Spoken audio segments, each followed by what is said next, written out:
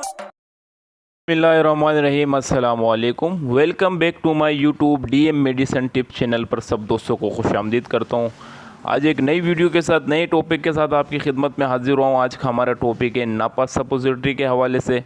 आज हम इस वीडियो में फुल रिव्यू करेंगे नापा सपोजिटरी के हवाले से, इसके यूजेस के बारे में, इसके बेनिफिट्स के बारे में, इसके डोजेस के बारे में, इसके प्राइस के बारे में, इसके फार्मूलेशन के बारे में।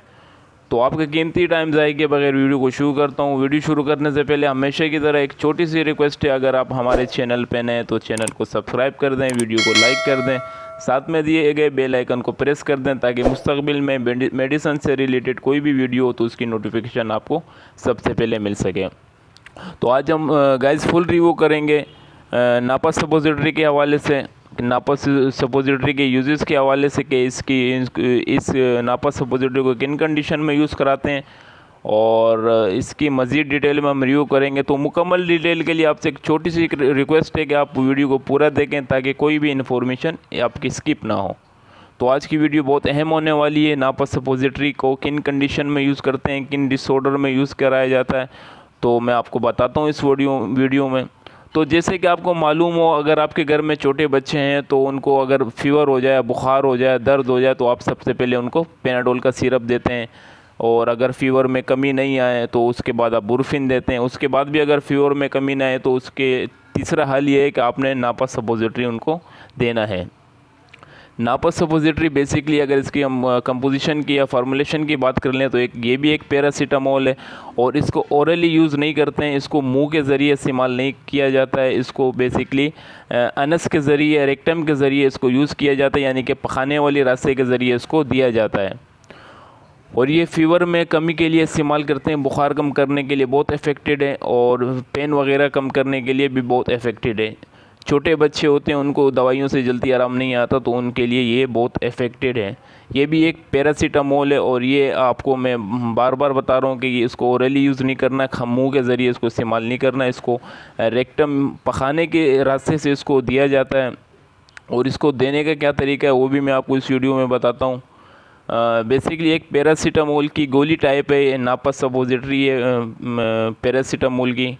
और इसकी अगर हम बात कर लें कि इसको किन डोजेज़ में किन बच्चों को कैसे दिया जाता है, तो आपने एक गोली लेनी है, एक नापा लेना है आपने, और बच्चे को आपने करवट करना है और उसके पखाने वाले रास्ते में आपने डाल देना है।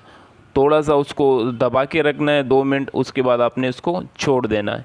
उसको दोबारा निकालने की कोई ज़रूरत नहीं होती, अंदर ही डिल्यूट हो जाता है, अंदर ही बिल्कुल ख़त्म हो जाता है। ये इसकी ये खासियत है कि अंदर ही ख़ुद ब खुद ख़त्म हो जाता है। नापा सपोजिटरी है ये।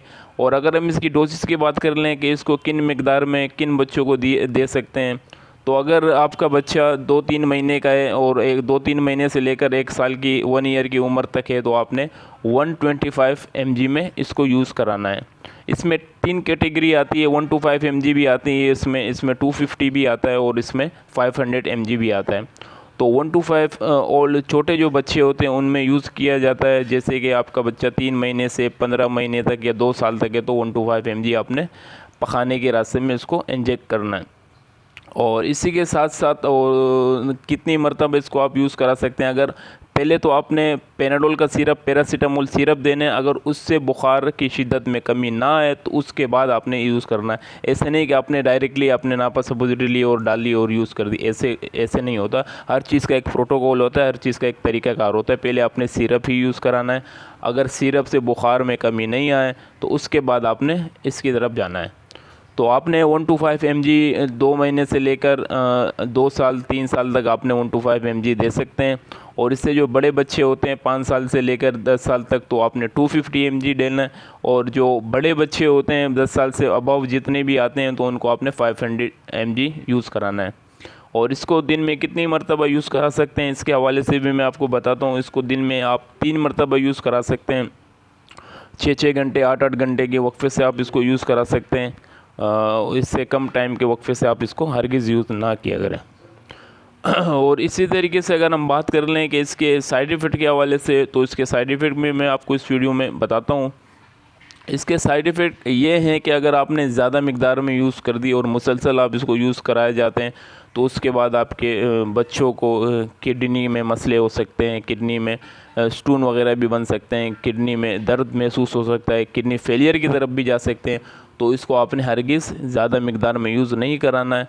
आपने जब रेगुलरली इसको यूज़ नहीं करना है, क्योंकि अगर पेनाडोल सिरप से, बुरफिन सिरप से बुखार की शिद्दत में कमी नहीं है, उसी सूरत में आपने इसको यूज़ करना है।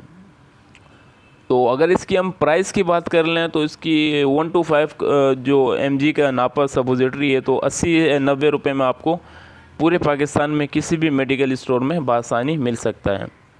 तो आपको मैंने इस वीडियो में तरीक़ाकार बता दिया है। अगर बुखार की शिद्दत पेनाडोल पैरासीटामोल सिरप से कम ना हो रही है, उस सूरत में आपने इसको इस्तेमाल करना है।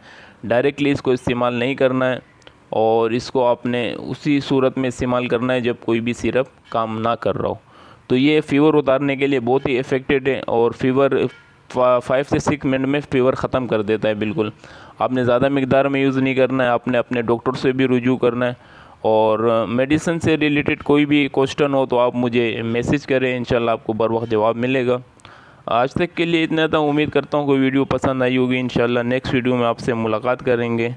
अल्लाह हाफिज़।